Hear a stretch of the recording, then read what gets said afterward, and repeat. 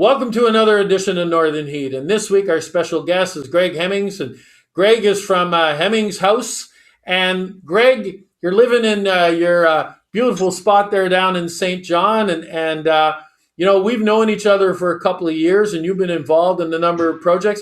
Tell us a little bit about the stuff that you're working on today and what you do.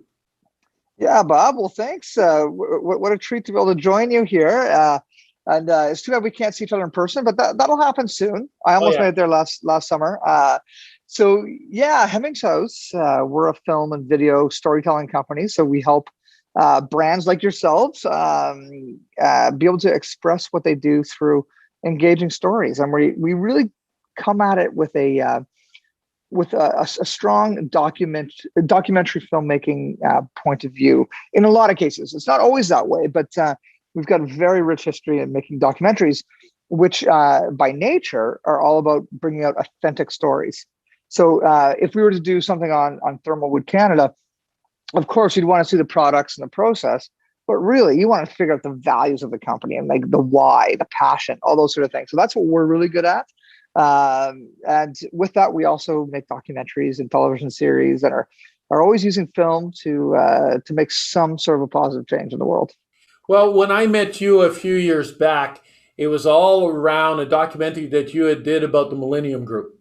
And it was focused on either trying to retain young people into New Brunswick or to pull them back into the province if they have moved away. And that's how we got together through the chamber. And That's right.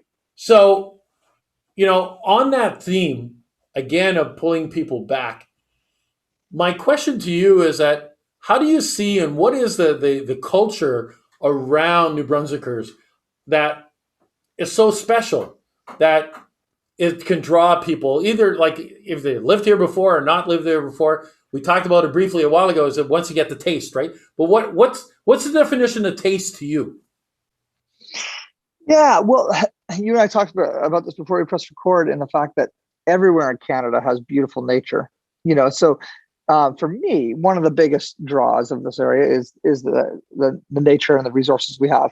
But that can't be the only competitive advantage that is pulling people here, right? So we do have the beautiful Bay of Fundy. We've got the North Shore. We've got the gorgeous beaches that are up in your area.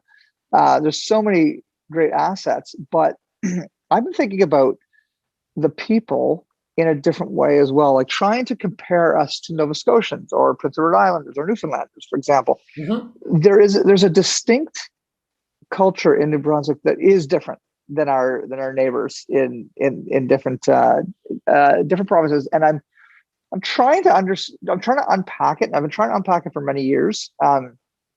And I've got a couple little thoughts on this. One is I've visited some really incredibly friendly places in Atlantic Canada and across the country. Very friendly. And I find that some of the friendliest places are also so tight with their own inner circle that it's actually a little hard to get in, if that makes sense. Like, Yeah. very friendly Yeah. and welcoming, but to get into the network, whatever that means, is it's not easy. And it might be something as simple as moving to a place and maybe not, everybody's very nice to you, but you might not get invited to the dinner party until you understand, you're able to get into a certain network. I'm just using that as an example. Yeah. Um, You got to make and the so cut. I say again, so, oh, you have 100%. Come on. No, this is what I'm saying. But I find New Brunswickers, there's that welcoming nature, but it's also an authentic. There's this desire to connect people, a networking culture here that I've legitimately seen as a difference. Even to the point where I find businesses that are competitive with each other are incredibly collaborative here. And that exists in the other provinces as well. But I think there's something different about New Brunswick. And I'll tell you why I think this is. I think forever we've been a drive-through province, right? Hmm. Whether it's for tourism or trade or anything else. People kind of know about New Brunswick, but not really. And the same thing goes about my city that I live in, St. John.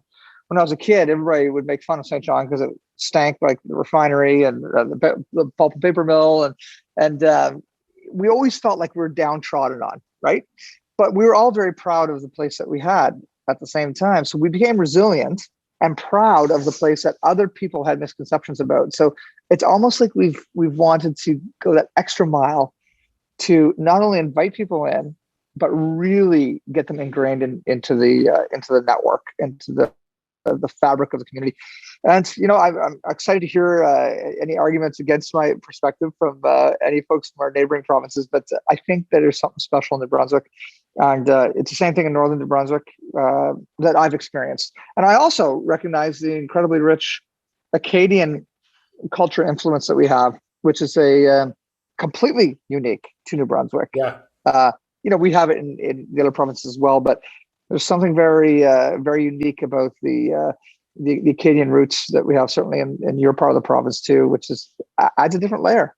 That's a long answer for a quick question, Bob. Well, and I think that you're the first person that brings that point up, and it makes me think that you're absolutely right. We are a group of people that like to network. If somebody comes to you and says, "Well, I need some help with this," if we don't know, we're going to know somebody that can help you out with that. And it Mm-hmm. just grows from there, and it allows you to be able to connect, because we say sometimes the philosophy or concept of 6 degrees of separation, that doesn't exist in New Brunswick. If we have two, yeah, if we have two, that's a stretch. And Yeah, so yeah, yeah.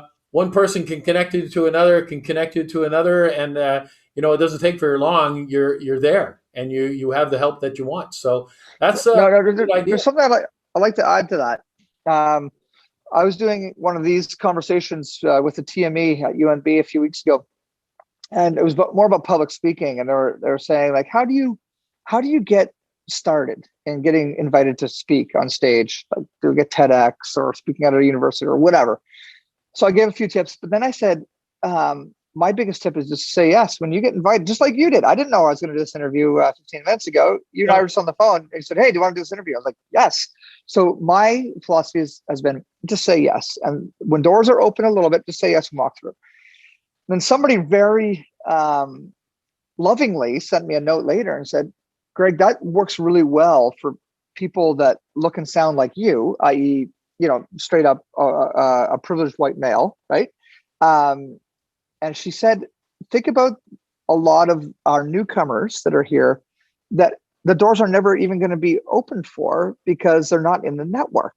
And it really struck me. I was like, it's so right. Everything I just said that's an asset and valuable for us is if you already are in the network. And that's got really, right now, that's not a perspective on skin color or race or gender, but it's a very good point in the fact that we do have a lot of amazing new people coming in from all different types of backgrounds. And I think it's incumbent on all of us as New Brunswickers to recognize that there's some brilliance in all of those communities. But if we're not going to open the door, and it might be as simple as inviting them out for a dinner party, I say, or a networking event, whatever. But it really made me think twice about myself, my role as a New Brunswicker, because when people ask me to come speak, there could very well be a really excellent person in the media arts business that moved here from Turkey that could speak just as well as I can on that topic. But I don't know who they are because I haven't invested in bringing in new people into the network. So I just want to, just put that out there as well as an idea for us to get stronger in what I think is one of our most valuable assets is our networked approach, is for us just to practice that a little bit. And I don't even know what that looks like yet for me, but it's something I've been meditating a lot lately. So, Well, you're setting out a challenge, I think, to every other New Brunswicker is to grow your own network, and don't just keep on looking at it within, but open it up. And the more we open it up, and the stuff that we're doing right now is exactly that. We're trying to open up the networks by using social media to be able to do it, and letting people know what we have and what we can do and who we know. And so the challenge is out there. Greg Hemmings from Hemmings House has put out the challenge to everybody else in New Brunswick to open up your network. And so that also opens up another opportunity for you and I to see what we can do to collaborate together to see how we can help that happen. I love it, Bob. That sounds like a plan. There we go. So let's keep that in mind for a future interview. And being on the show, we could talk about it. The other thing too is that your daughter and I got to do this too, because she's got her own show now, and you can tell that she's your daughter. You already got her lined up in that kind of right mode. So we'll do Totally. an interview there. And Yeah, and if everybody wants to see it, go to Bell anywhere across Canada. If you use Bell for your cable, go to Channel One. It's called Fibe Community Channel, and her show is called Heart Fun. So look up Heart Fun, and you'll see her first season. well, I watched a couple of the episodes, and I think she's doing a great job. And how old is she now? 12, just turned 12. 12 years old and her own show on TV. Well, what an amazing story in itself. So, Greg, again, thank you very much for being on the show. Thank you very much for your perspective on what you think we can do and the challenge that you've set. And really appreciate that you came on so quickly. And thanks again. Always saying yes. There we go. That's the way to do it. There we go. Bye, Bob. Another show for this week. Heat.